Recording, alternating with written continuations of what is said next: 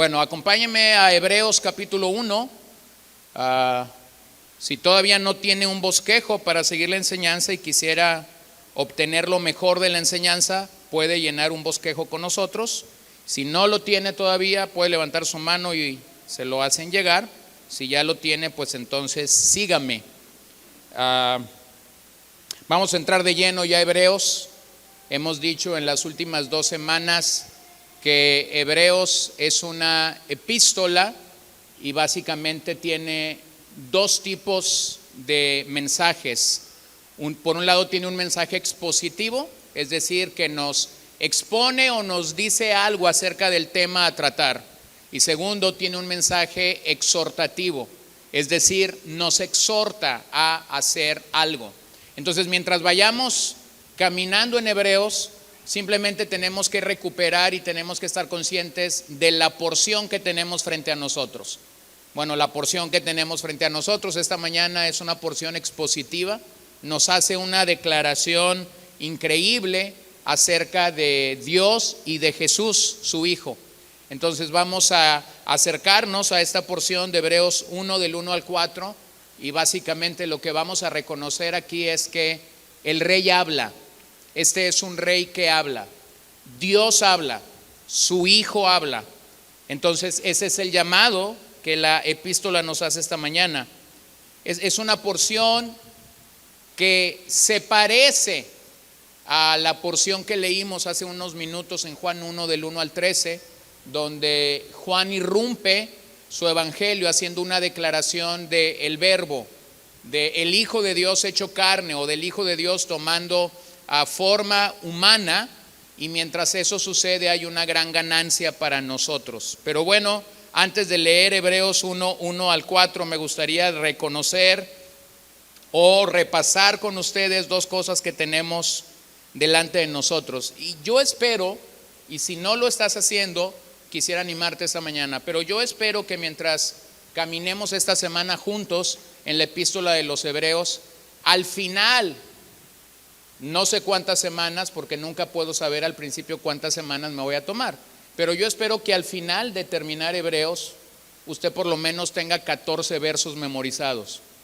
Y te puedes quedar así sorprendido, porque si no practicamos y si nuestra mente no se dedica a memorizar, nunca vamos a memorizar. ¿Se acuerda cuando íbamos a la primaria o a la secundaria y teníamos que memorizar algún concepto y estábamos ahí repasándolo, y cuando sabíamos que el examen era el día siguiente, entonces sí, todo el día estábamos repase y repáselo y repáselo? Bueno, yo espero que al final de esta serie usted tenga consigo, como si fuera un llavero, tenga 14 pequeños o largos versos, no lo sabemos, pero que usted se quede con esos. La serie podemos terminar la serie, pero al final usted se puede quedar con 14 versos de esta epístola que le ayude día tras día en su vida. Entonces, bueno, teníamos este primer verso a memorizar.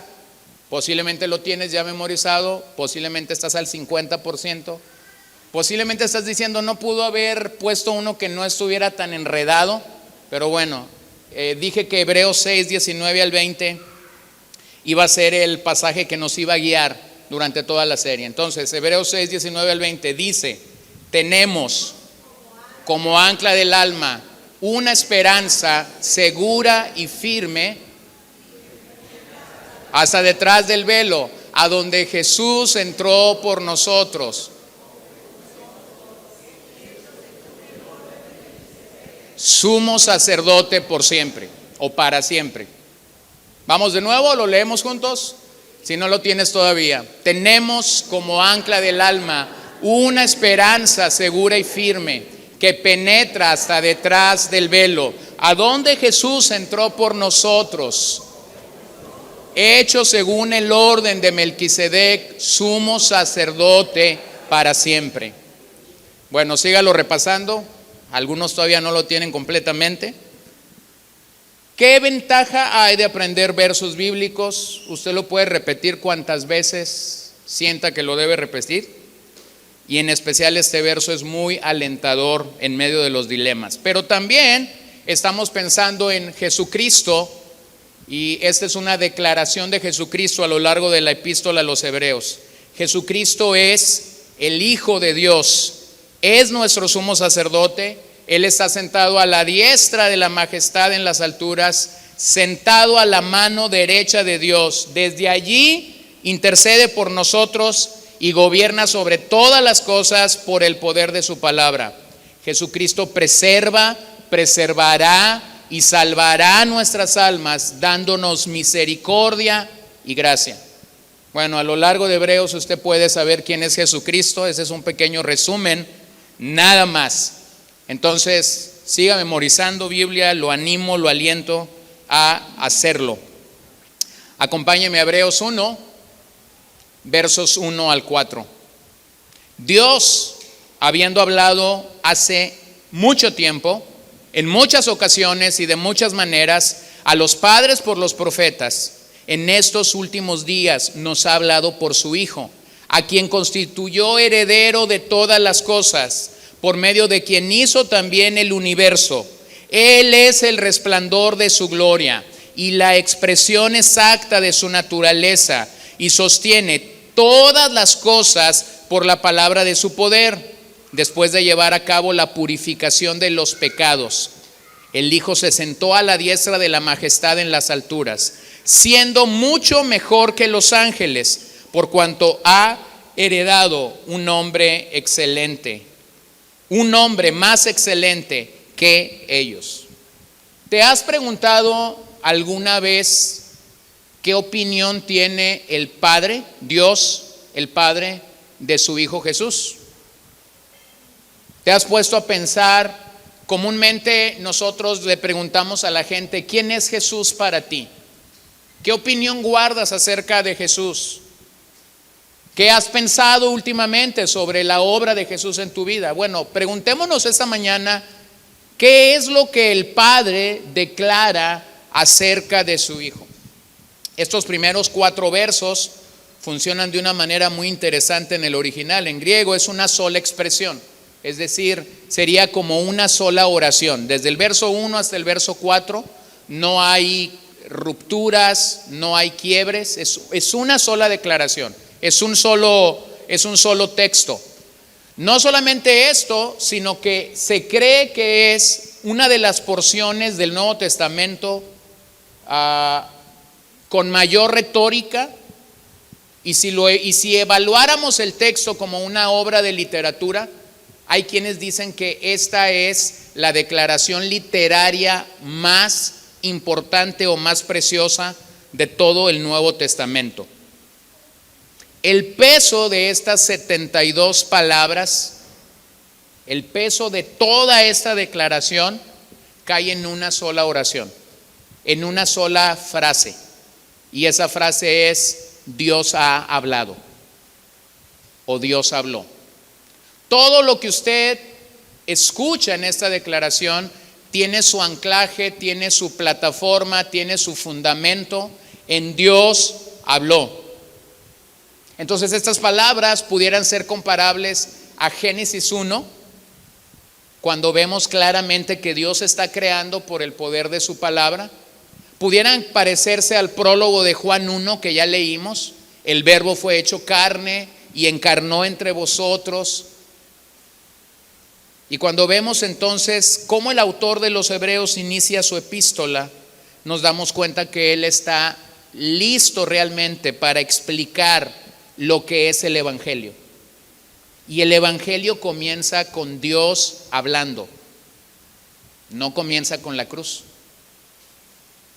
El Evangelio comienza con Dios hablando, no comienza con la tumba vacía.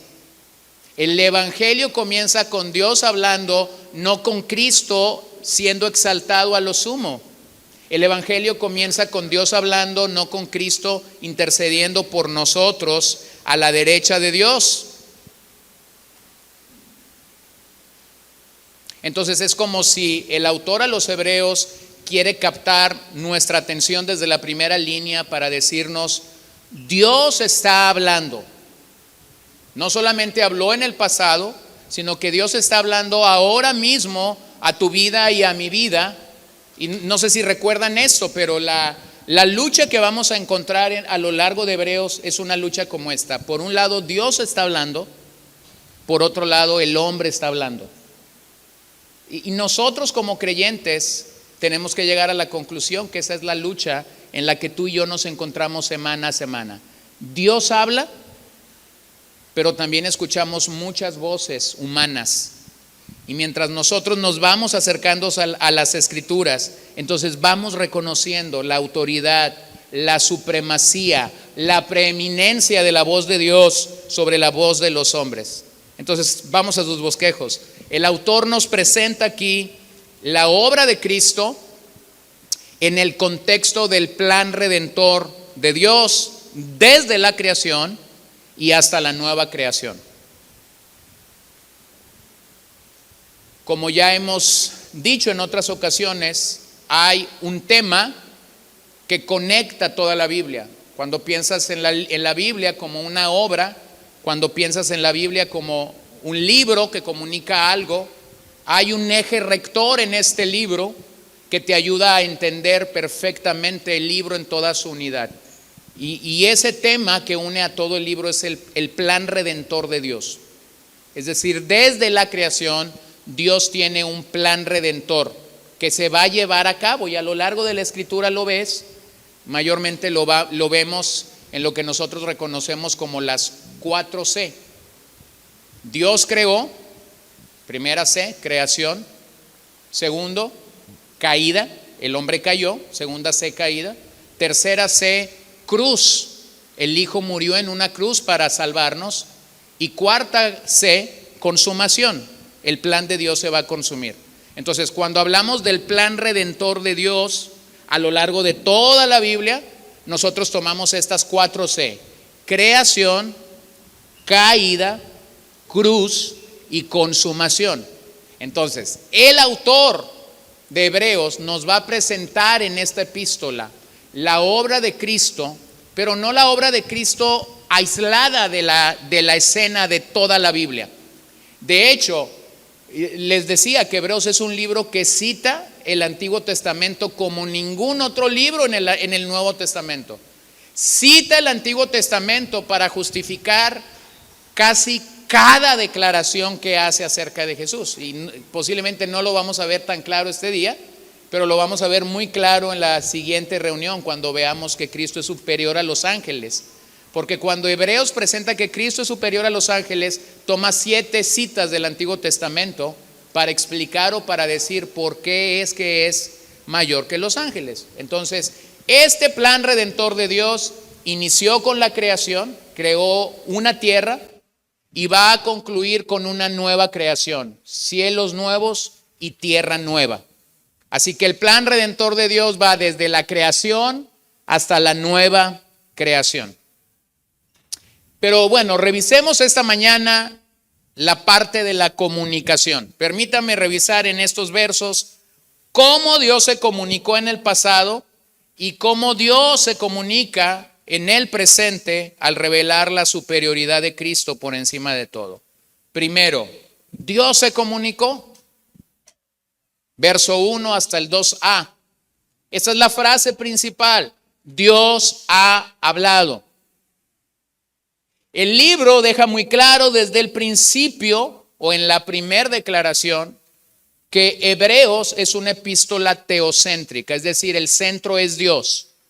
Dios está hablando. De hecho, Dios ha hablado desde la creación, ha hablado en la totalidad del tiempo, lo hizo en el pasado, lo sigue haciendo hoy mismo. Entonces vamos a reconocer 4 elementos que hay en ese verso. Hay 4 elementos en estos versos que nos ayudan a entenderlo. El primer elemento es la revelación. Dios ha revelado su palabra. ¿Cómo lo ha hecho? Bueno, el autor dice que lo hizo en otros momentos, en otras épocas, en otras situaciones, y finalmente lo hace en estos días. Todo parece indicar que el pasado al que el autor se refiere enmarca todo el contenido del Antiguo Testamento. O sea, cuando el autor dice que Dios ha hablado, en lo que está pensando es en todo el contenido del Antiguo Testamento. Pero el día de hoy, o lo que él llama últimos días o días finales. ¿Cuándo iniciaron esos días? Bueno, algunos piensan que los días finales van a empezar cuando todo se perfile hacia la consumación de esta tierra. Esa es la razón por la que siempre que sucede algún evento, algo que aparentemente pareciera ser escatológico, todo mundo comienza a echar balas al cielo. O sea, todo mundo comienza a decir, Cristo ya viene, no sé, terremoto en Turquía, la pandemia, Bill Gates como el anticristo, la vacuna como la marca. Y cuando estos eventos todo el mundo comienza a decir, estamos en los días finales. Déjame nada más decirte algo. Realmente estamos en los días finales desde que Cristo vino a la tierra. O sea, cuando el Nuevo Testamento te habla de días finales, de últimos días, no te está hablando de algunos eventos pasando alrededor de nosotros. No te está hablando de pestes, no te está hablando de terremotos, de rumores de guerra, no. Últimos días en el contexto del Nuevo Testamento inician cuando el Hijo de Dios vino a la tierra. Entonces el pasaje pareciera indicar que la primera función que Dios ha tenido a lo largo de toda la historia humana son las comunicaciones. Dios está hablando. Por eso Dios ha revelaba mensajes en los profetas, revelaba historias a través de Moisés, reveló salmos a través de los poetas. Él estaba hablando con su pueblo. Después, en la era del Nuevo Testamento, él estaba hablando a través del propio mensaje de Jesús, a través del propio mensaje apostólico de los apóstoles en el libro de los Hechos. Y después el mensaje apostólico al escribir las cartas. Él seguía hablando. Él seguía revelando a nosotros, pero esa revelación termina de alguna manera en la persona de Cristo, o se enfoca en la persona de Cristo. Número 2, que hay que entender, los receptores. No solamente necesitamos considerar la revelación, sino necesitamos entender los receptores. Bueno, hubo receptores que nos antecedieron o que fueron antepasados, y ahora somos nosotros. ¿Quiénes son esos receptores? Bueno, todos los que escucharon el mensaje en días de Moisés, el mensaje en días de Samuel, el mensaje en días de David, el mensaje en cualquiera de los profetas mayores o de los profetas menores, los que escucharon a Juan el Bautista predicar, los que escucharon a Jesús predicar, los que escucharon a los apóstoles predicar, y finalmente nosotros cuando abrimos las Escrituras y leemos acerca de esta revelación. En ese particular hubo muchos receptores en el pasado, hay muchos receptores en el presente y pudiera haber muchos receptores en el futuro. Entonces tenemos la revelación de Dios dada, tenemos los receptores, aquellos que han escuchado este mensaje, algunos lo han abrazado y otros lo han rechazado, ¿cierto? Pasemos a lo tercero, tenemos entonces los agentes de este mensaje.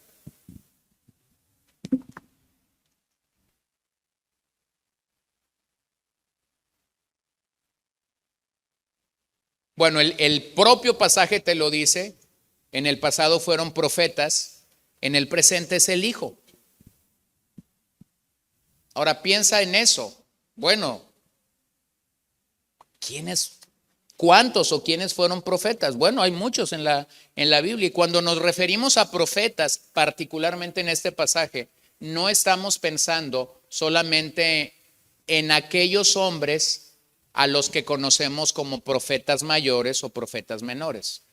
El término profeta en el contexto de este pasaje no se limita simplemente a aquellos que dieron un mensaje profético. El término profeta en este pasaje significa los voceros de Dios.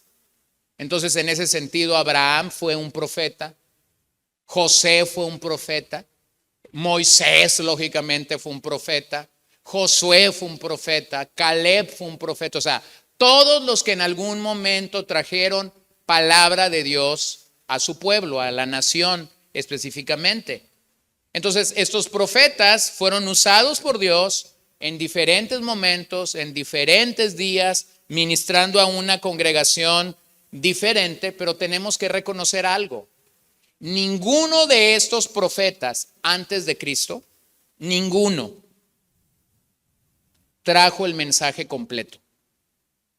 Ninguno. A algunos Dios les mostró dónde iba a nacer el Hijo de Dios, ¿se acuerdan?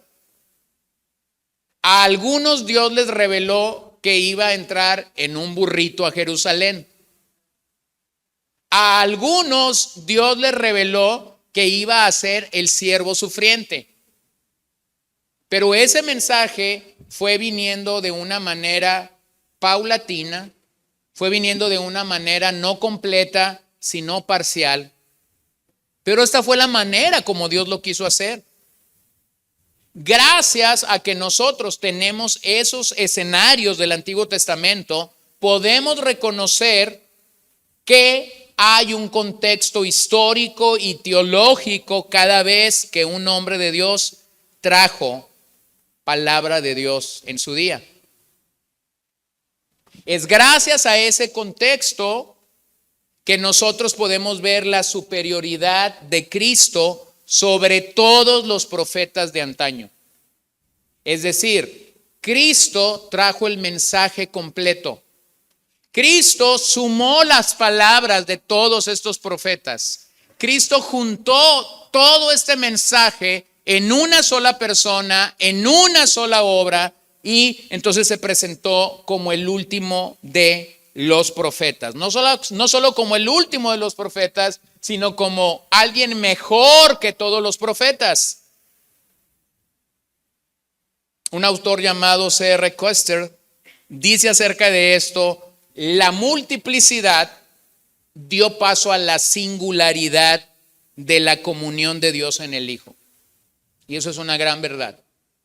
La multiplicidad de todas estas palabras terminaron para dar paso a la singularidad de la palabra encarnada en Cristo para nosotros. Y finalmente tenemos que reconocer que lo que este pasaje también nos comunica es la manifestación.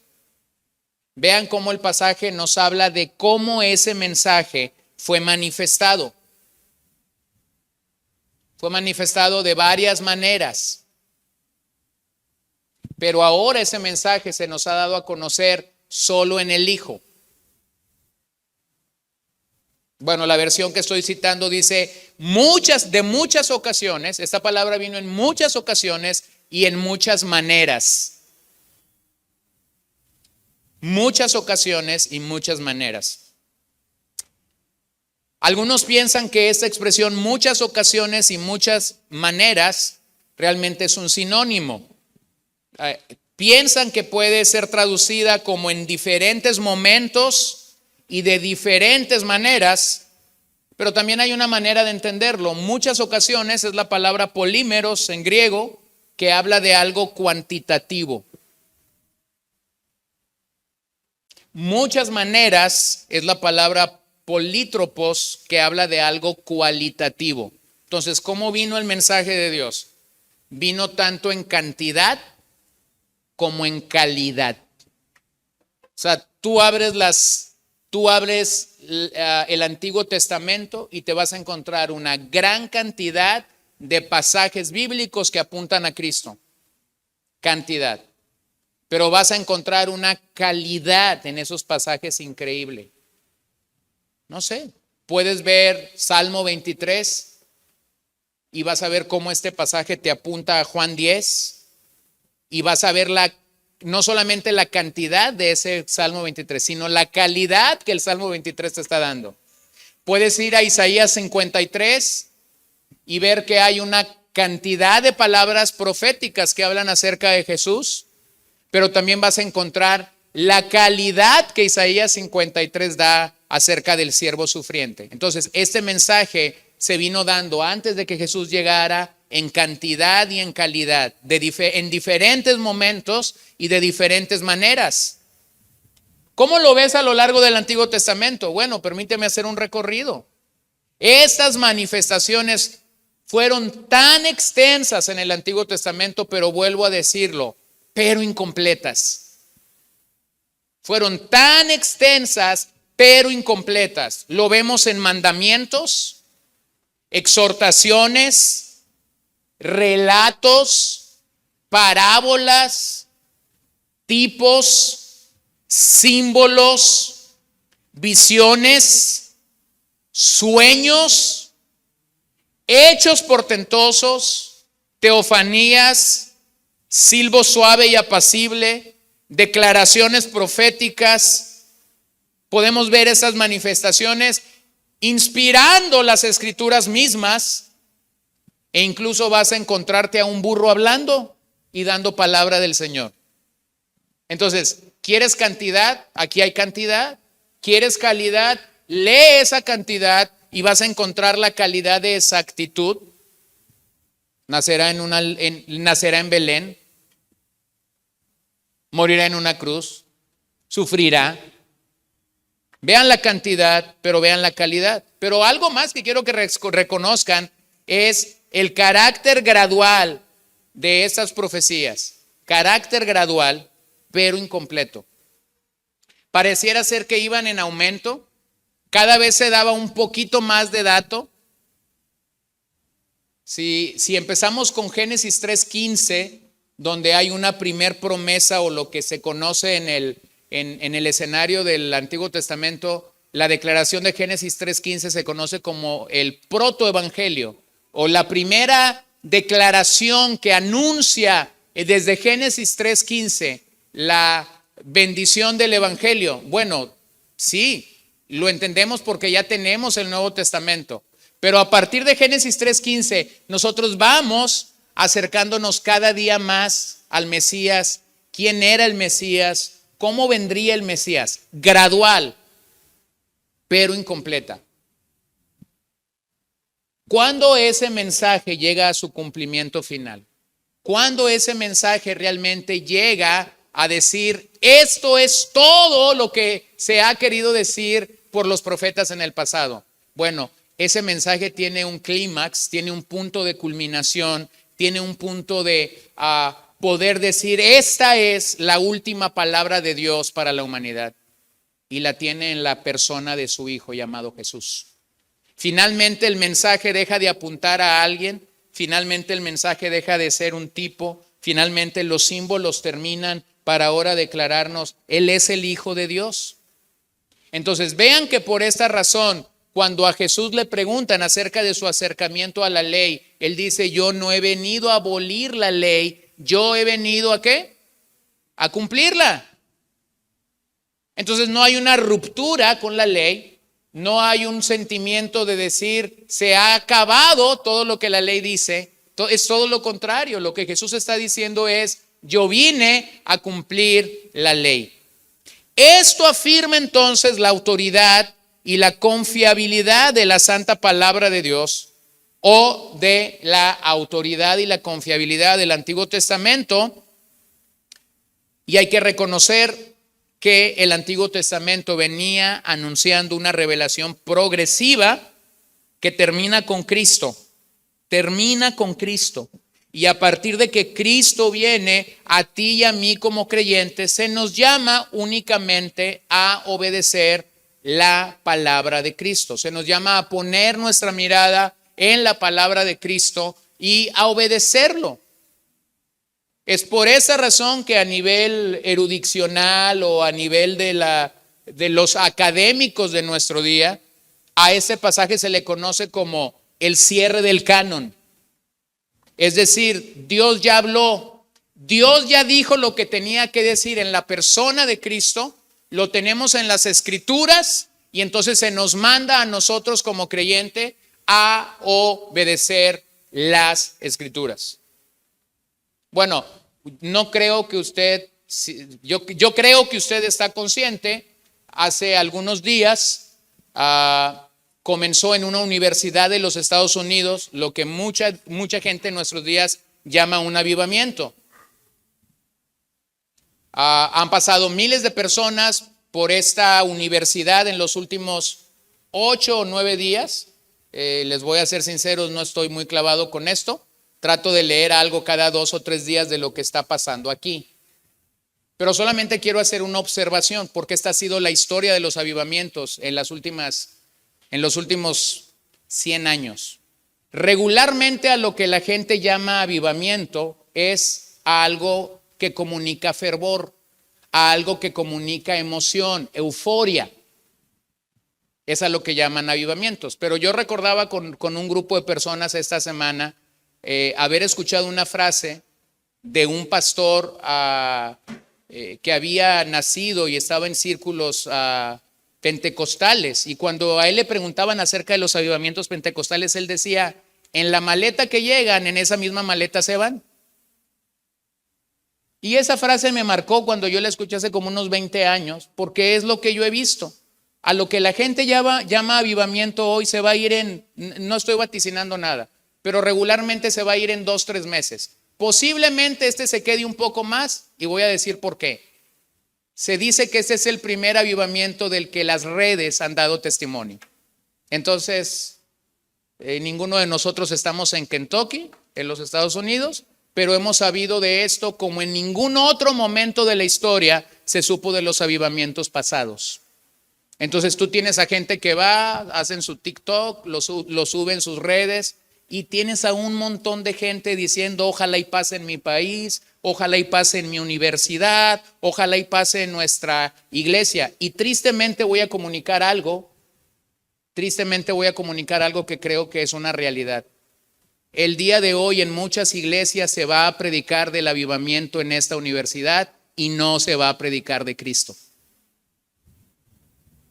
Porque esto es lo que normalmente cautiva la atención de la gente. ¡Wow! Algo está pasando. Y algunos van a empezar a comprar su vuelo para ir a Kentucky. Y los que no tienen visa van a comenzar a sacar la visa porque van a querer ir a recibir lo que está pasando allí. Bueno, yo les traigo un mensaje eterno, que no es nuevo, pero es eterno. Dios ha hablado.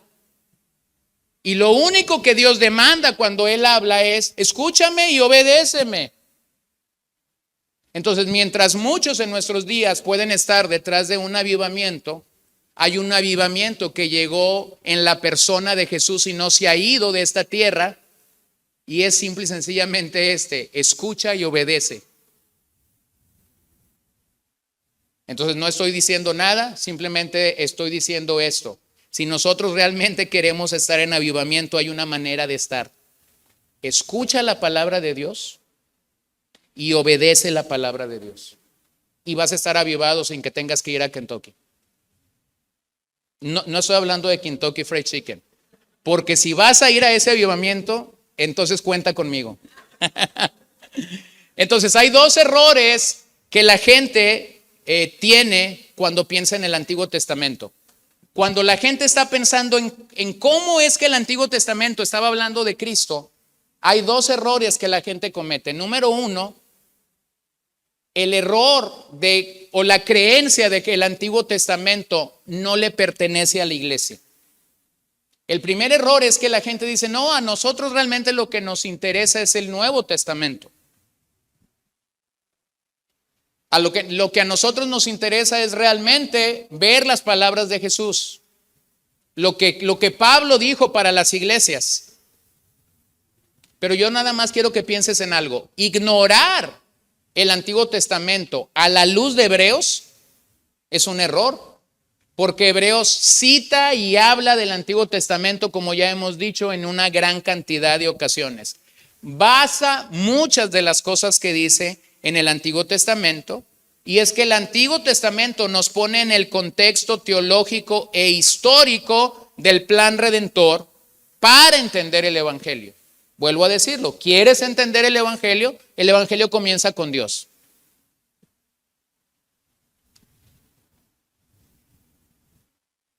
El Evangelio comienza con Dios. Bueno, hace algunos años yo tenía la idea de que el Evangelio comenzaba en la cruz.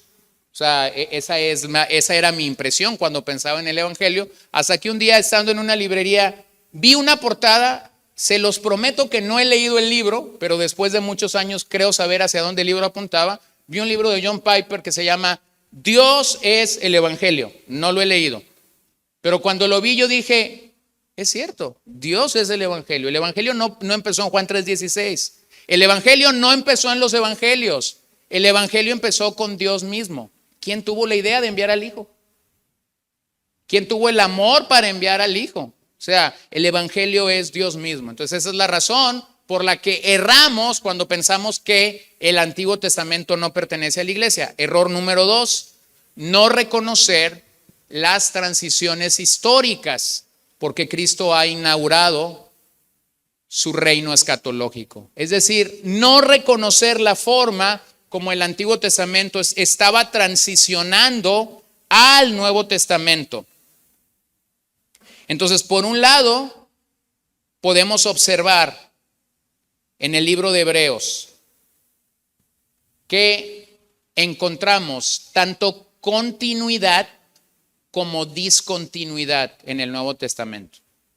Cuando pensamos en continuidad, decimos que el mensaje que vino progresivamente avanzando en el Antiguo Testamento finalmente llegó a Cristo, es decir, continuó hasta Cristo, y podemos entonces tener una armonía entre lo que los profetas dijeron hasta la persona de Cristo, es decir, fue continuo. ¿En qué sentido decimos que es discontinuo? La forma como se comunicó. La forma como se comunicó el mensaje fue a través de muchos profetas, pero en el Nuevo Testamento el mensaje es un profeta, Jesús. Entonces, por un lado es continuo, por otro lado es discontinuo. Entonces, la base del Nuevo Testamento es el Antiguo Testamento. Jamás vas a ver que lo rechaza. Simple y sencillamente lo que hace es enfocarlo de manera adecuada. El camino de esta revelación es de promesa a cumplimiento. Lo que el Antiguo Testamento prometía, el Nuevo Testamento lo está cumpliendo. Entonces, el mensaje de la progresión viene de ser una promesa a ser un cumplimiento. Entonces surge la pregunta, entonces, ¿cómo debo leer el Antiguo Testamento? Bueno, debes leer el Antiguo Testamento a través de los lentes de Cristo. Es decir, cuando vas y lees, por ejemplo, Levítico, ese libro un tanto extraño para los lectores de este siglo, porque no estamos ahí, porque no entendemos por qué hay tanto afán en que una roca iba sobre otra roca para levantar un altar, porque no entendemos por qué ciertos animales eran para ciertas ofrendas, y por qué es que el fuego siempre estaba encendido, y por qué es que la ropa de los sacerdotes tenía que ser limpia. ¿Cómo leer todas estas cosas? Léelo a través de Cristo. Cristo es el sacrificio final. Cristo es el sacrificio perfecto. Cristo es el sacrificio que realmente todo eso estaba apuntando. Y cuando haces eso, las cosas comienzan a cambiar. Pero ahora quiero que pensemos en algo. Realmente Dios no solamente está derramando gracia en su salvación o gracia en la salvación para nosotros. Dios estaba derramando gracia al revelarnos su eterna palabra. Su eterna palabra. Cuando Dios reveló a Moisés Génesis, estaba mostrando gracia. Cuando Dios reveló a Moisés Éxodo, estaba revelando gracia. Cuando Dios le dio a los salmistas estas 150 joyas, estaba revelando gracia. Cuando Dios le dio a Isaías ese magnífico libro, estaba revelando gracia. Bueno, no recibimos entonces solamente gracia en la salvación, realmente estamos recibiendo gracia al recibir su eterna palabra. Entonces, mira lo que la epístola de los Hebreos dice acerca de la palabra de Dios. Escucha el respeto que hay por ella. Hebreos 2, del 2 al 3. Porque si la palabra hablada por medio de ángeles resultó ser inmutable, y toda transgresión y desobediencia recibió una justa retribución, ¿cómo escaparemos nosotros si descuidamos una salvación tan grande, la cual después que fue anunciada primeramente por medio del Señor, nos fue confirmada por los que la oyeron? ¿Cómo descuidar una salvación tan grande? Dice el autor a los Hebreos. Hebreos 4:12, porque la palabra de Dios es viva y eficaz y más cortante que cualquiera espada de dos filos, penetra hasta la división del alma y del espíritu, de las coyunturas y los tuétanos, y es poderosa para discernir los pensamientos y las intenciones del corazón. Entonces, ¿cómo es la palabra de Dios? Es viva y es eficaz. Hebreos 6:5, que gustaron la buena palabra de Dios y los poderes del siglo venidero. La buena palabra de Dios. ¿Cómo deberíamos recibir la palabra de Dios día a día cuando nos sentamos a ella? Señor, esta es tu buena palabra. No hay nada malo en ella, todo es bueno para mí. ¿Cómo deberíamos escuchar la palabra de Dios semana a semana, sin importar o a pesar del portador? Esta es buena palabra para mi alma. Hebreos 11:3. Por la fe entendemos que el universo fue preparado por la palabra de Dios, de modo que lo que se ve no fue hecho de cosas visibles. El universo fue creado por su palabra. Y finalmente Hebreos 12:25. Tengan cuidado de no rechazar a aquel que habla, porque si aquellos no escaparon cuando rechazaron el que les amonestó sobre la tierra, mucho menos escaparemos nosotros si nos apartamos de aquel que nos amonesta desde el cielo. Entonces ten cuidado de no rechazar a aquel que habla. ¿Quién es aquel que habla en este libro? ¿Cuál es el fundamento de Hebreos 1:1-4? Dios habló. Entonces, lo que el autor está queriendo decirte es: Dios no nos ha dejado de hablar y ahora lo hace por su palabra. Bueno, qué seguridad para nuestras vidas, porque la palabra de Dios tiene el poder de cambiar vidas. Solo la palabra de Dios, ¿me ayudas ahí con la diapo? Tiene el poder de cambiar vidas. No es la palabra del hombre. No son nuestras buenas intenciones. No es nuestra voluntad a veces para echarle ganas al asunto o no echarles. Todo eso tiene su proporción y su medida. Pero cuando vienes ante la evidencia de las Escrituras, es que nos damos cuenta, solo la palabra de Dios tiene el poder de cambiar vidas. Dios se reveló desde el cielo por medio de su palabra, y por ello nosotros debemos anclarnos en su palabra y no en la de los hombres. Ahora vean la gracia de Dios. Por eso les decía, no solo debemos de ver la gracia de Dios en la salvación. Si Dios no hablara, piénsalo, si Dios no hubiera hablado en el pasado, ¿qué hubiese pasado con nuestros antepasados? Si Dios no hubiera hablado en los días de Juan el Bautista, en los días de Jesús, en los días de los apóstoles, ¿dónde estaría la iglesia? Bueno, déjame rápidamente decirte dónde estaríamos. Estaríamos condenados y sin esperanza alguna. Entonces vean la gracia de Dios al hablar. Al hablar. Escucha lo que John Stott afirma acerca de estos versos. La predicación es imprescindible para el cristiano. Sin predicación se ha perdido una parte necesaria de su autenticidad, porque el cristianismo es esencialmente una religión de la palabra de Dios. Ningún intento de entender el cristianismo puede ser muy eficiente si pasa por alto o niega la verdad de que el Dios vivo ha tomado la iniciativa y se ha revelado como el Salvador de su humanidad caída, o que ha impartido su revelación por el medio de comunicación más simple y directo que conocemos, a saber, mediante su palabra, o que Dios llama a quienes han oído su palabra a que la transmitan a los demás, de la importancia de la predicación para el cristianismo. Entonces piensa en esto: Dios habla. Yo me expongo a una clase, yo me expongo a una predicación, yo me expongo a una enseñanza, Y si yo realmente entiendo la gracia de Dios, lo que yo tengo es Dios hablando a mi vida. Por eso comunicaba hace unos minutos la idea de, tristemente, en muchos lugares el mensaje esta mañana será acerca de una universidad en Kentucky, pero no se hablará de Cristo.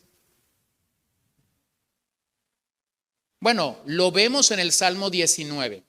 El Salmo 19 funciona muy bien en sus primeros 6 versos para hablarnos de la revelación general. ¿Cómo habla Dios a toda la humanidad? Por eso se llama revelación general. ¿Cómo Dios habla a toda la humanidad? Lo hace a través de la creación. Los cielos cuentan tu gloria, Señor, dice Salmo 19:1. Bueno, tú no eres cristiano. Bueno, alguien no es cristiano. Y cuando ese que no es cristiano sale en la mañana y voltea al cielo, entonces lo que Salmo 19:1 le dice, el cielo te está gritando quién es Dios. Entonces Salmo 19 del 1 al 6 te dice cómo la creación revela al pecador quién es Dios. Pero cuando llega al verso 7, del verso 7 al 14, el salmista comienza a decir, la ley de Jehová es perfecta, que cambia el alma. Entonces en Salmo 19 tú tienes la revelación general de Dios por medio de su creación, la revelación particular de Dios por medio de su palabra. Dios habla y lo hace para algunos a través de la creación y para otros lo hace a través de la palabra. Entonces tú estás compartiendo con alguien el evangelio y él te dice, pero es que yo no creo en ese libro. Entonces lo que tú tienes que hacer es llamar su conciencia a lo que esa persona sí ve. Ok, entonces voy a cerrar mi Biblia, no te voy a hablar con mi Biblia, entonces voltea al cielo, ve el sol, ve la luna, ve las estrellas y pregúntate por qué están ahí de manera perfecta. Ve a la revelación general, no puedes ir a lo particular porque aquí tienes a alguien que te está diciendo, yo no creo en esto. Bueno, eso fue lo que un gran predicador hizo en un lugar un tanto extraño, Pablo en Atenas.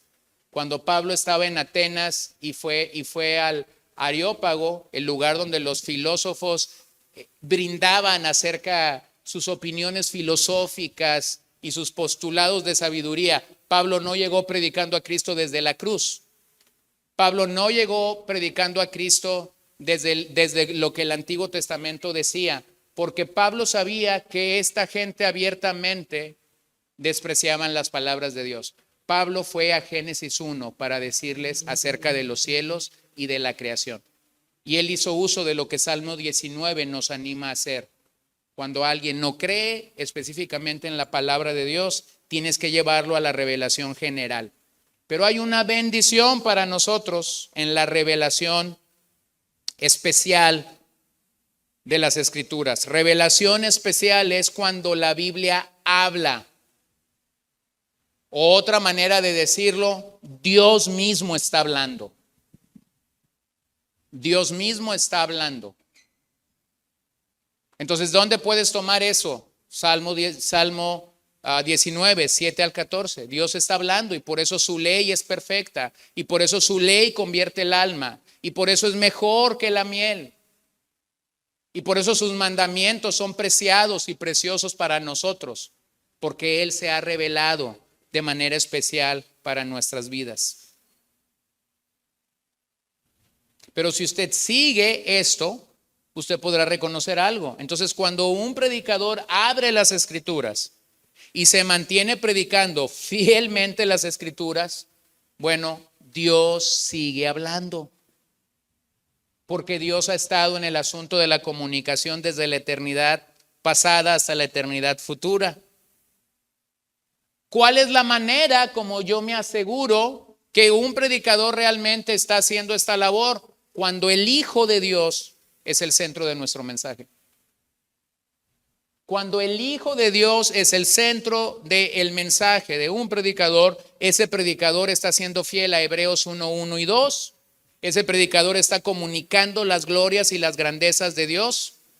Ese predicador está dando cumplimiento a que lo que los profetas hablaron y los profetas señalaron ahora es totalmente encontrado y cumplido en la persona de Cristo. Ahora la palabra definitiva de Dios nos ha llegado por medio de la encarnación, y por eso es que como creyentes podemos glorificar a Dios por su persona, por su palabra y por sus hechos.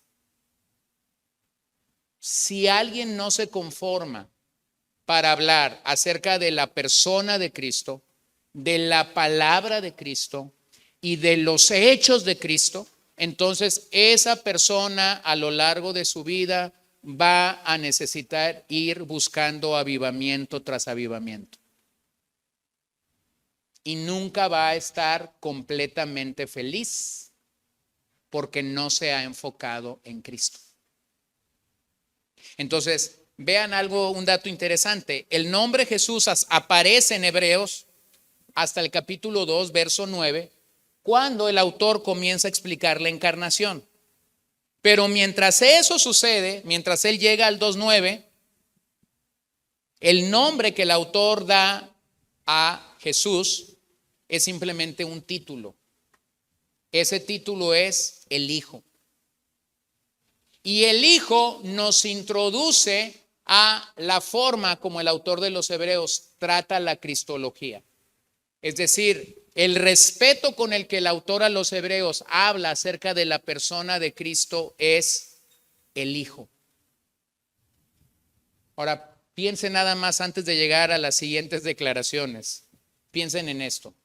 Cuando los profetas hablaron en el Antiguo Testamento, ellos se acercaron más o menos de esta manera. El Señor dice, el Señor les declara, he aquí palabra de Jehová, he aquí palabra del Señor, o yo traigo un mensaje del Señor. Pero vean la predicación de Jesús cuando Él llega. Arrepentíos, el reino de los cielos se ha acercado. Yo soy el pan de vida. Yo soy la resurrección. El que viene a mí no va a morir eternamente. Yo soy la luz del mundo. Yo soy el buen pastor. ¿Qué cambio ven? Los profetas decían, el Señor dice, es como decir, el Señor les manda a decir. Pero cuando Jesús llega, ¿qué hace? Yo digo. ¿Ven eso? Se acaba la frase para decir, Jehová les manda a decir, el Señor dice. No, a partir de Jesús la expresión cambia porque Él es la palabra encarnada. Entonces, ojo con esto, porque mucha gente en nuestros días pareciera querer regresar al Antiguo Testamento cuando te dicen, el Señor te manda a decir. ¿No? A mí el Señor no me tiene que mandar decir nada. Ya me dijo todo lo que me quería decir en Jesús. Todito. El paquete completo me lo dijo en la persona de Jesús. Entonces, ¿cómo dijimos que es el mensaje del Antiguo Testamento al Nuevo? Es un mensaje gradual, es un mensaje progresivo que vino de menos a más y encuentra su culminación y su final en la persona de Jesús. Esa es la razón por la que cada vez entonces que yo leo las Escrituras y lo filtro a través de Cristo, yo debería recibir el mensaje de las Escrituras siempre como una exhortación, es decir, como un llamado para hacer algo. Número 2, y vamos a ir más rápido en ese. Dios se comunica de manera superior, ya no a través de los profetas. Ahora lo hace a través del Hijo, y cuando lo hace a través del Hijo, lo hace de una manera perfecta. Vean cómo este pasaje bien puede servir para contestar 3 preguntas. Este pasaje estos versículos pueden contestar la pregunta, ¿quién es Jesucristo? ¿Qué ha hecho Jesucristo?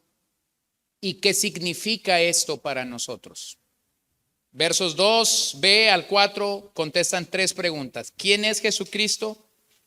¿Qué ha hecho Jesucristo? ¿Y qué significa esto para nosotros?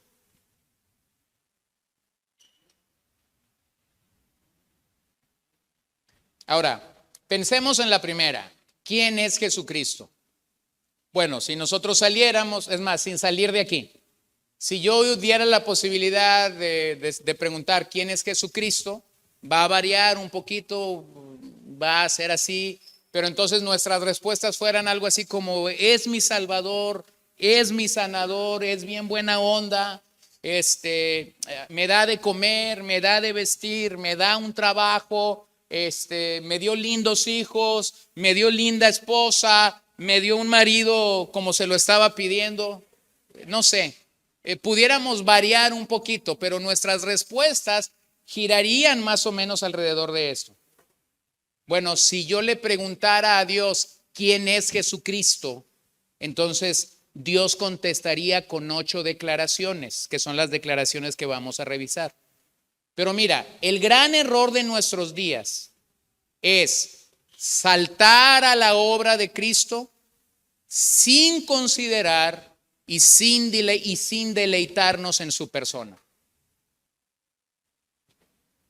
¿Quién es Jesucristo para ti? El hombre que murió en el Calvario, el hombre que me dio vida eterna. Por él voy a ir al cielo. Tú te viniste más o menos en el tiempo de la revelación, al final de Mateo, al final de Lucas, al final de Juan, al final de Marcos, pero dejaste todo lo que estaba atrás sin considerarlo. Entonces, hay 3 cosas que el pasaje está apuntando: su preexistencia, su encarnación y su obra. Y mayormente cuando a alguien le preguntas acerca de Jesucristo, todos vamos y caemos en el mismo error. No nos deleitamos en su persona, no nos deleitamos en su encarnación, venimos directo a su obra, y eso nos hace ser un tanto, disculpen la palabra, pragmáticos. Es decir, funcionales. Funciona para mí que él haya muerto, porque si él murió, entonces mi nombre está escrito en el libro de la vida. G. Campbell Morgan, un predicador y escritor irlandés, dijo lo siguiente: cuando la iglesia deja de exaltar a Cristo a una posición que lo hace visible a todas las personas, esta se convierte en una iglesia inútil y fraudulenta. Cuando deja de exaltar a Cristo en todo su esplendor. Bueno, realmente el autor presenta a Cristo en todo su esplendor, y eso es lo que tenemos que reconocer. Cuando tú ves estas declaraciones, ves todo el esplendor de Cristo que estas expresiones comunican. Estas 8 declaraciones que vamos a revisar comunican entonces la preexistencia de Cristo, la encarnación de Cristo y la exaltación de Cristo. Estas declaraciones nos ponen a pensar en Cristo como más que una figura histórica, como más que una figura profética. Nos ponen a pensar en Cristo como una persona única.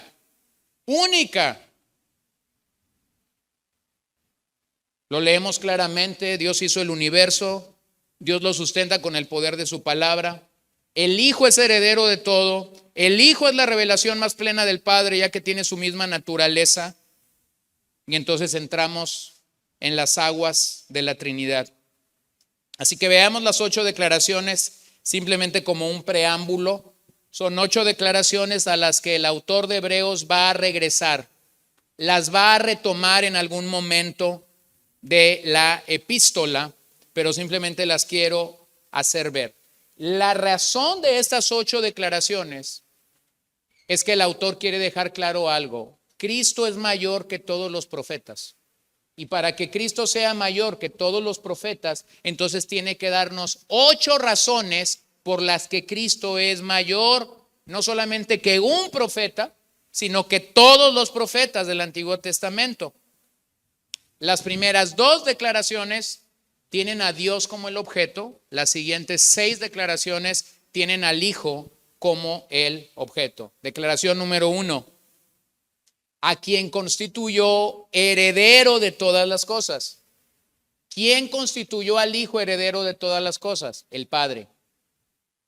Entonces, el Padre es el objeto de esta declaración. Dios constituyó al Hijo heredero de todas las cosas. En otras palabras, Dios ha prometido todo al Hijo como su herencia. Eso tiene un alcance total en la obra redentora. Eso tiene un alcance total en su gobierno escatológico. Él es superior a todo y todos. Ser heredero significa estar investido de todo lo que el Padre tiene. El Hijo recibe toda autoridad. El Hijo recibe toda autoridad, por lo que relacionarnos con el Hijo es relacionarnos con el Padre. ¿Se acuerdan de Felipe? Felipe le está diciendo a Jesús, muéstranos al Padre. ¿Cuál fue la respuesta de Jesús? Felipe, tanto tiempo he estado con ustedes y no lo has entendido. Yo y el Padre somos uno. Entonces vean cómo es que Él es el heredero. Pensemos en lo que Salmo 2 dice, porque realmente el escenario lo pone Salmo 2 del 6 al 8. Pero yo mismo he consagrado a mi rey sobre Sión, mi santo monte. Ciertamente anunciaré el decreto del Señor que me dijo, mi hijo eres tú, yo te he engendrado hoy. Pídeme y te daré las naciones como herencia tuya y como posesión tuya los confines de la tierra. ¿Cómo entender Salmo 2? Bueno, ponte los lentes de Cristo. Este es un salmo mesiánico. ¿A quién Dios le está diciendo, mi hijo eres tú, yo te he engendrado hoy? ¿A quién se lo está diciendo? A Jesús. Entonces el Padre le dice, pídeme las naciones, pídeme los confines de la tierra, yo te los voy a conceder porque tú eres el heredero. ¿Qué dice el autor a los Hebreos? Él es el heredero de todo. Él es el heredero de todo. Entonces el Salmo afirma tanto el reino presente como el reino futuro de Cristo. Él es el heredero de todo. Él tiene toda autoridad. Él es el gobernante. Así que por esa razón y con esa autoridad Jesús podía decir a sus discípulos, si me hubieran conocido a mí, hubieran conocido también a mi Padre. Bueno, en la historia ha habido algunos hombres, como Juan Knox en Escocia, y Juan Knox hizo una oración como esa, Señor, dame Escocia para Cristo, o si no, mejor que yo muera.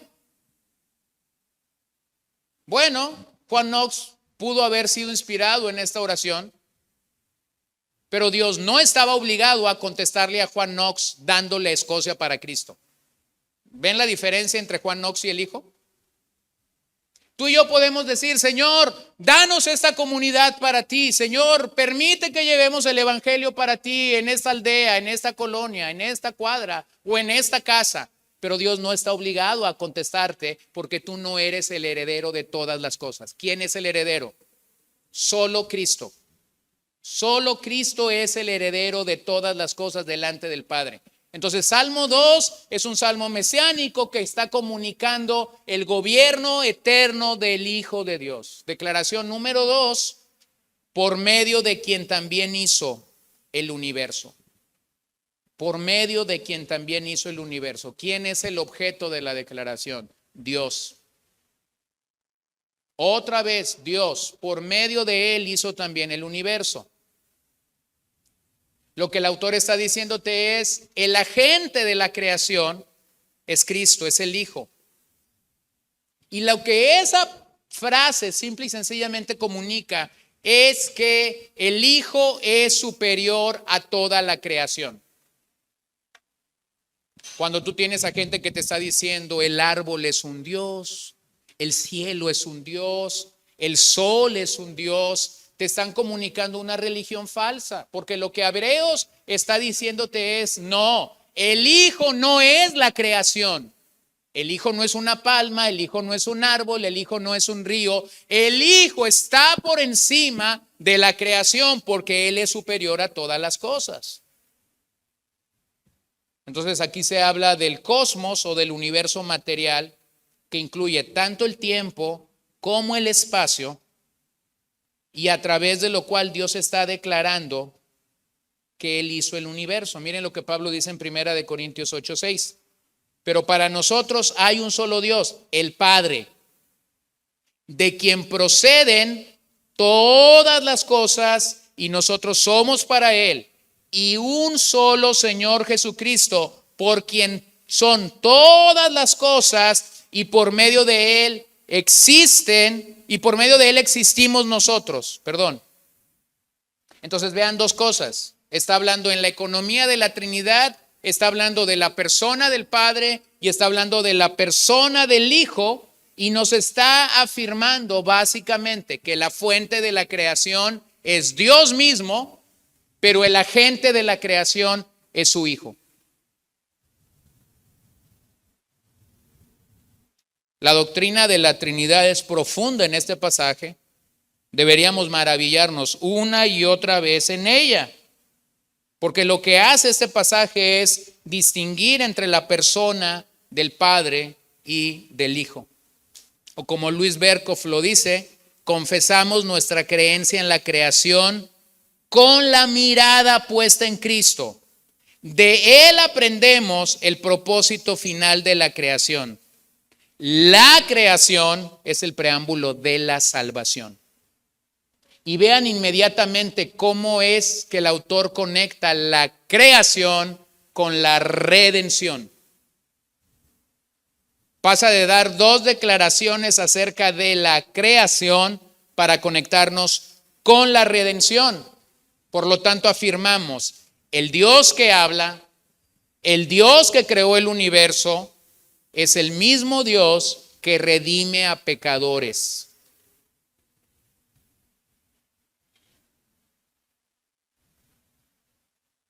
Entonces, la declaración número 3. Él es el resplandor de su gloria. Y cambiamos de objetos, mientras la declaración 1 y 2, el objeto era Dios. Ahora, a partir de la declaración 3, el objeto es el Hijo. Él es el resplandor de su gloria. Resplandor es la palabra griega paugasma, que significa un resplandor reflejado. Un resplandor reflejado. Esta palabra no disminuye su deidad, porque realmente resplandor reflejado significa carácter esencial de Dios. Entonces, lo que simplemente el autor está declarando aquí es que el Hijo tiene el carácter esencial de Dios. En otras palabras, el Hijo es Dios mismo. El Hijo es Dios mismo. Entonces, ¿qué está comunicándonos el autor? ¿Quieres mirar la gloria de Dios? ¿Quieres mirar la gloria de Dios? Dice el autor, mira a Cristo.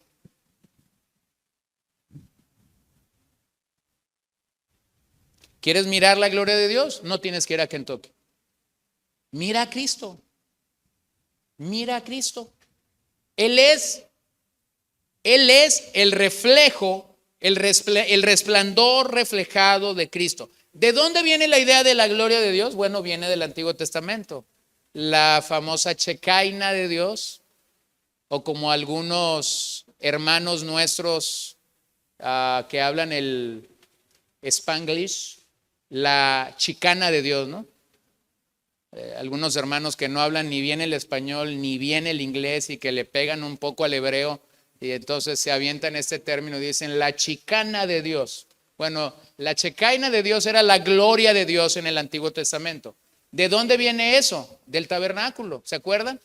En un día en especial, el día de la expiación, la gloria de Dios descendía sobre el lugar santísimo y entonces venía la expresión de perdón de pecados. Un año más de misericordia de la gloria de Dios. ¿De dónde más viene ese término? Del día en el que Salomón dedicó el templo. Miren ese pasaje, primer libro de Reyes 8, 10 y 11. Y sucedió que cuando los sacerdotes salieron del lugar santo, la nube llenó la casa del Señor, así que los sacerdotes no pudieron quedarse a ministrar por causa de la nube, porque la gloria del Señor llenaba la casa. Entonces, ¿Cuál es la idea de que el autor de los Hebreos dice que Él es el resplandor de su gloria? Bueno, te está comunicando la idea que no era nueva, sino que era una idea desde el Antiguo Testamento.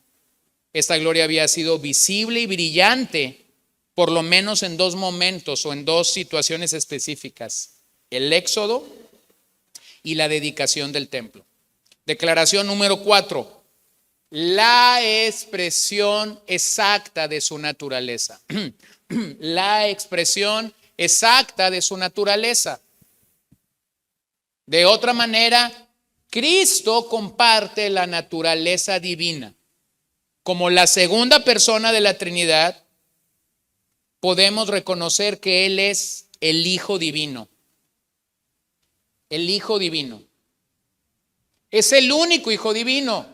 Es decir, es el único Hijo que tiene la misma naturaleza que el Padre Dios. Por eso Juan 3:16 lo llama el unigénito de Dios. Único en esencia, único en naturaleza. Y eso nos pasa un poquito a recordar la doctrina de la adopción. Bueno, tú dices, ¿y entonces por qué es que se nos dice que nosotros somos hijos de Dios?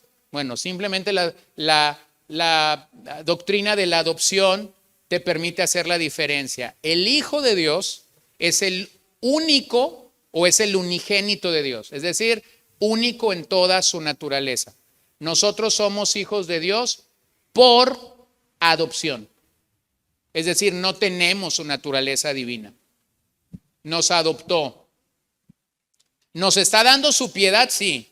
Y esa piedad nos lleva a ser más y más como Cristo de a poquito a poquito. Y un día finalmente, cuando estemos con Él en el cielo y dejemos de batallar con nuestra carne. Pero el Hijo no tiene o no tuvo ese problema que nosotros tenemos o que estamos librando de aquí a que estemos del otro lado de la eternidad. Entonces, ninguno de nosotros como hijos de Dios podemos ser la representación exacta del Padre. ¿Lo ven? El otro día me presentaron a una niñita de 3, 4 años aquí hace 2, 3 jueves y yo sabía de quién era hija, ¿no? La niña. Y le digo a la abuela, pues no niega la cruz de su parroquia, ¿verdad? O sea, se parece al papá, pero no es exactamente el papá. Tú pudieras llegar a un lugar donde dejaste de ver a estos niños de 3, 4 años y ahora ellos tienen 20 años y tú vas a atinarle que es Ricardito, que ahora mide 2 metros y pesa 120 kilos. Ya no es Ricardito, ahora es Ricardote. Pero tú pudieras atinarle que es él porque se parece a ¿quién? A su papá. Pero si después traes a don Ricardo y a Ricardote, vas a empezar a decir, no, tú no tienes esta cicatriz arriba de la ceja. Tú mides tanto, tu papá mide tanto, tú pesas tanto, tu papá pesa tanto, tú hablas diferente. ¿Ven la diferencia? Entonces, como hijos de Dios, no tenemos esa facultad que al Hijo se le dio de ser la expresión exacta de la naturaleza de Dios. Podemos tener rasgos, pero Cristo sí es 100% Dios. Mira cómo Pablo lo dice a Colosenses 1:15 y 19. Él es la imagen del Dios invisible, el primogénito de toda la creación. Y otra vez, cuando esa palabra primogénito de toda la creación pasamos por allí, nuestros amigos, los testigos de Jehová dirían, ahí está, fue el primer ser creado. Es una manera romántica de expresarme, ¿no? Cuando ellos dicen, ahí está, es el primer ser creado, no, primogénito ahí no comunica ser el primer creado, primogénito ahí comunica ser quien creó. Entonces eso quedaría muy claramente para decir, Él es la imagen del Dios invisible, Él es el Señor de toda la creación. El verso 19, porque agradó al Padre que en Él habitara, ¿cuánta plenitud? Toda. Entonces cuando piensas en Cristo, Cristo es Dios totalmente. La metáfora que esta palabra nos puede ayudar o que ayudaba a los lectores originales de los hebreos, la metáfora es la impresión de monedas. En la impresión de monedas se cree o se supone que todas serían acuñadas de manera perfecta, comunicando el diseño del cuño de manera clara y total, no importara que la moneda hubiera sido impresa a las 10 de la mañana o a las 10 de la noche. Iba a comunicar la misma imagen. Entonces, cuando el autor de Hebreos está usando esta palabra, está diciendo, comunica la misma imagen del Padre. Declaración 5. Sostiene todas las cosas por las palabras de su poder.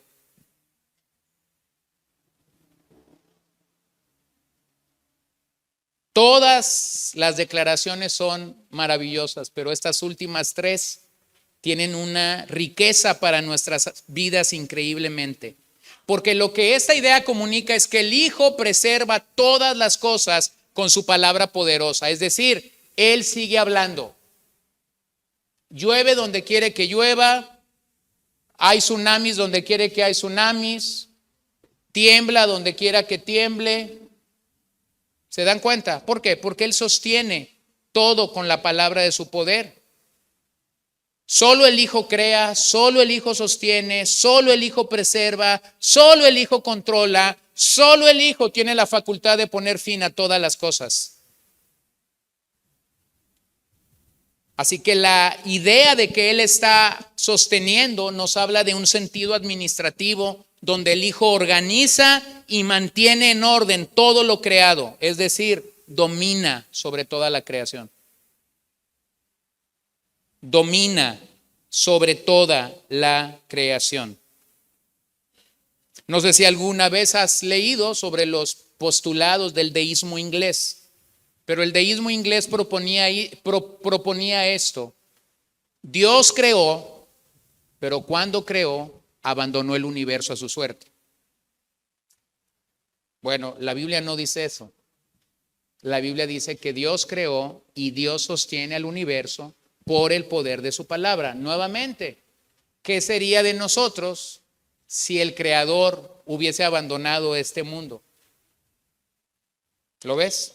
Mira lo que dice Hebreos 11, 26, 28. Consideró como mayores riquezas el oprobio de Cristo que los tesoros de Egipto, porque tenía la mirada puesta en la recompensa. Está hablando de Moisés.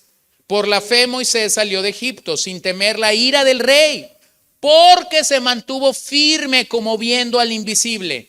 Por la fe celebró la Pascua y el rociamiento de la sangre, para que el exterminador de los primogénitos no los tocara a ellos. Ve cómo Dios sostuvo a Moisés el resto de su vida. Lo lleva a 40 años en el desierto, después lo regresa como el libertador de Egipto por otros 40 años. Y finalmente Dios lo sostiene hasta el día que así había dispuesto. Entonces vemos la gloriosa realidad de que nuestro Señor se humanó para que nosotros pudiésemos llegar a ser hijos adoptivos del Padre y reconocer que Él sostiene todas las cosas por el poder de su palabra. Declaración 6. Después de llevar a cabo la purificación de nuestros pecados. Este Señor que sustenta todas las cosas por el poder de su palabra, pagó el precio por nuestros pecados, nos purificó. Aquí vemos el papel soteriológico del Hijo, el papel salvador del Hijo. La purificación encierra otra vez la obra sacerdotal del Señor. ¿Y eso de dónde lo aprendemos? Del Antiguo Testamento, de la labor que los sacerdotes hacían en el santuario diariamente.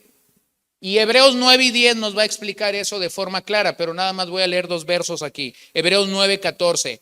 ¿Cuánto más la sangre de Cristo, quien por el Espíritu eterno, Él mismo se ofreció sin mancha a Dios, purificará vuestra conciencia de obras muertas para el servicio del Dios vivo? Se está haciendo una pregunta el autor y está diciendo, ¿cuánto más la sangre de Cristo? O véalo en el 9:22, y según la ley, casi todo ha de ser purificado con sangre, y sin derramamiento de sangre no hay perdón.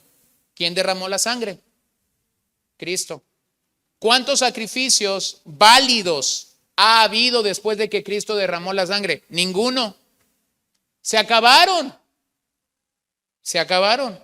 Entonces se nos habla de la superioridad de esta ofrenda, se nos habla del resultado que esta ofrenda tuvo, Con esta ofrenda, finalmente, el perdón es permanente. Número 7. Veamos al Hijo ministrando ahora en el verdadero santuario espiritual. El Hijo se sentó a la diestra de la majestad en las alturas.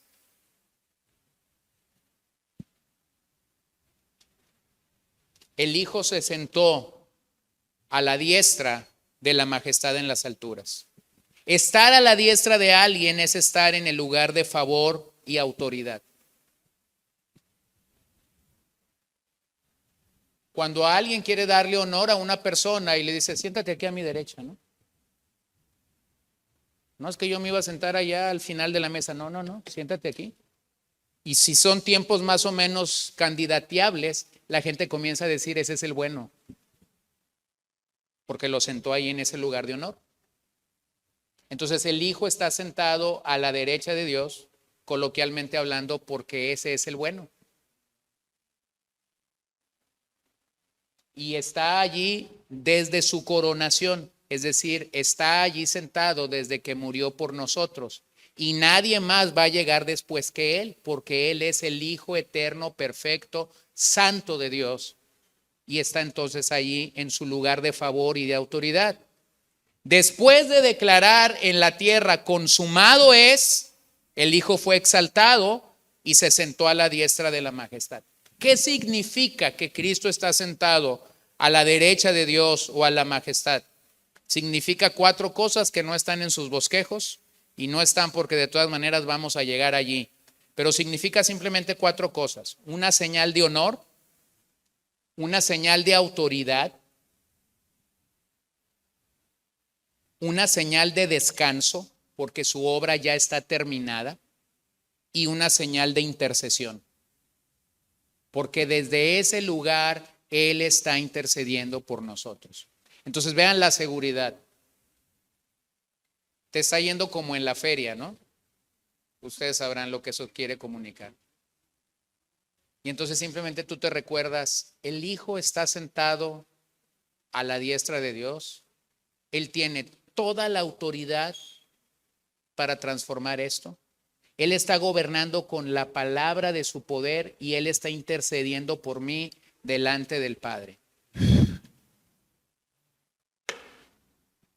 Mi hermano, ya le hiciste. Como dicen algunas personas, para de sufrir. Sin promoción.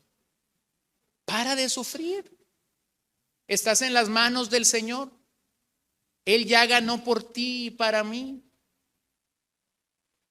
O como otros dicen, ni sudes ni te abochornes, nomás confía en lo que el Hijo está haciendo por ti. Mira Hebreos 8:1. Ahora bien, el punto principal de lo que se ha dicho es este: tenemos tal sumo sacerdote que se ha sentado a la diestra del trono de la majestad en los cielos.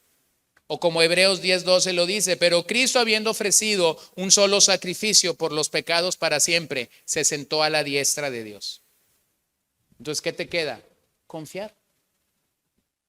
Ay, pastor, pero qué difícil es confiar. Nadie te está diciendo que es sencillo. Pero te queda confiar en el Hijo de Dios. Número 8, la última declaración. Siendo mucho mejor que los ángeles.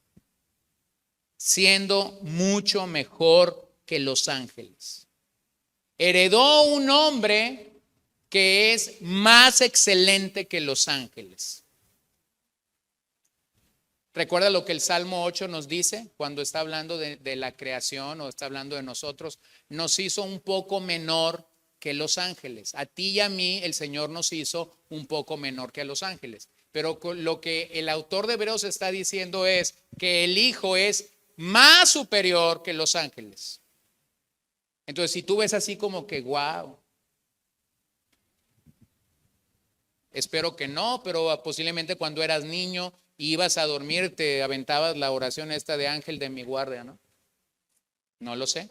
Espero que si ya estás en Cristo no la repitas, porque realmente Cristo es mejor que todos los ángeles juntos. Mejor repítete este de en paz me acostaré y así mismo dormiré, porque solo en ti he confiado. Ese es mejor que la oración del ángel de la guardia.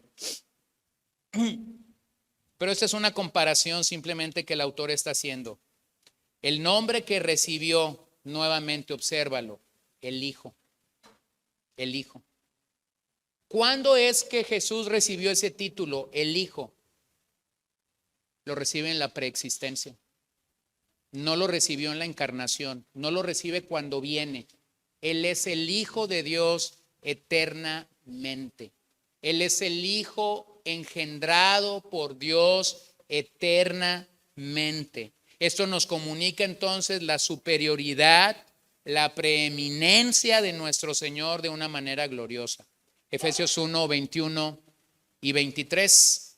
Muy por encima de todo principado, autoridad, poder, dominio y de todo nombre que se nombra, no solo en este siglo, sino también en el venidero. Y todo lo sometió bajo sus pies, y a él lo dio por cabeza sobre todas las cosas a la iglesia, la cual es su cuerpo, su plenitud de aquel que lo llena todo en todo. Entonces vamos a terminar, hermanos. Vamos a pensar simplemente en esto. El cristianismo se ve amenazado cuando posee una cristología deficiente y a modo. ¿Quieres saber qué dice Dios acerca de Jesús? Aquí tienes 8 declaraciones de lo que Dios opina acerca del Hijo. ¿No son tus expectativas del Hijo? ¿No son tus declaraciones del Hijo? Pues entonces mejóralas y cámbialas. El pragmatismo nos lleva a un cristianismo insípido y superficial que no tiene la capacidad de afectar la vida ni de resistir el tiempo. El pragmatismo nos lleva a ser buscadores de moveres, buscadores de avivamientos, buscadores de placeres sensuales para estar bien, pero no resiste el tiempo. E históricamente lo podemos ver claramente. Quienes pudieran estar apasionados este día por buscar algo es porque el pasado no los satisfizo. Pero cuando lees la Biblia, nos debería de quedar muy claro: si quieres estar satisfecho, enfócate en Cristo. Ese es el mensaje de Dios a la humanidad. Entonces, una cristología sólida nos mantiene en una relación correcta con Dios. Y entonces vean cómo en los primeros 4 versos Dios te presenta al Hijo con los 3 oficios más relevantes del Antiguo Testamento. ¿Se acuerdan cuáles eran esos oficios? El rey, el profeta y el sacerdote. No había mayor gloria, no había mayor privilegio que un padre o una madre buscara. Si eras de la tribu de Leví, entonces serías sacerdote. Si tenías un linaje de rey, entonces serías rey. No había mayor idea de que alguien brillara a ser un rey, un profeta o un sacerdote. Pero entonces vean cómo el autor de Hebreos nos dice algo. Hay una sola persona que ha sido rey, profeta y sacerdote. Como profeta, Cristo es el portavoz definitivo de Dios. Como sacerdote, Cristo es nuestra expiación e intercesor en su trono. Como rey, Cristo está controlando, sustentando y gobernando todo con el poder de su palabra. Por lo tanto, como creyentes, no necesitamos ninguna otra palabra de Dios para nuestras vidas. Necesitamos poner toda nuestra fe en el profeta definitivo, en el sacerdote definitivo y en el rey elegido por Cristo, porque solo en él y a través de él es que él ha revelado su mensaje final para la humanidad. Entonces Dios ha hablado y nos recuerda que su Hijo es preeminente sobre todas las demás voces que tú y yo podamos escuchar. No hay un mensaje más importante que la humanidad tenga que escuchar. No hay una revelación más gloriosa que la humanidad tenga que escuchar que acerca del Hijo de Dios como el profeta, el rey y el sacerdote perfecto. En él toda la progresión del Antiguo Testamento se ha cumplido y lo ha hecho para nuestro bien. Entonces, como hijos de Dios, tenemos un ancla en el alma que es esta esperanza segura y firme, que nos coloca delante de este Señor y que nos hace entender: este es el Dios al que servimos. Como incrédulos, entonces tenemos la oportunidad de poder venir delante de este Rey y de poder encontrar que solo Él puede purificar nuestros pecados.